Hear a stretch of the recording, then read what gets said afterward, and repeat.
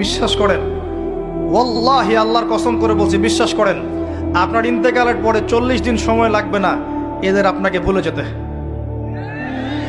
ওয়াল্লাহি আল্লাহর কসম করে বলছি, এই মানুষগুলোর কেউই আপনার প্রকৃত অর্থে আপন নন। আপনার অবস্থানকে তারা ভালোবাসে, আপনাকে তারা ভালোবাসে না। আপনাকে শুধু আপনার রব আল্লাহ ভালোবাসেন। আপনি তার উপর তাওয়াক্কুল করে হারাম ছেড়ে দেন, আপনাকে আল্লাহ পাক বেহিসাব রিজিক দেবে ইনশাআল্লাহ তাআলা। মানুষ মানুষের অবস্থানকে মূল্যায়ন করে, আপনার পরে তার আপনাকে মনে রাখবে না। আপনি আমি যদি আজকে পৃথিবীতে নাও থাকতাম, আজকে যদি আমরা পৃথিবীতে নাও থাকতাম, পৃথিবীর ঘূর্ণন কমে যেত না। পৃথিবী ঘুরতই, রাত হতো, দিন আসতোই, আমাদের স্ত্রী সন্তানরা বেঁচে থাকতো, মা বোনরা বেঁচে থাকতো, সবাই যার যার জায়গায় ঠিকই থাকতো, আমরাই থাকতাম।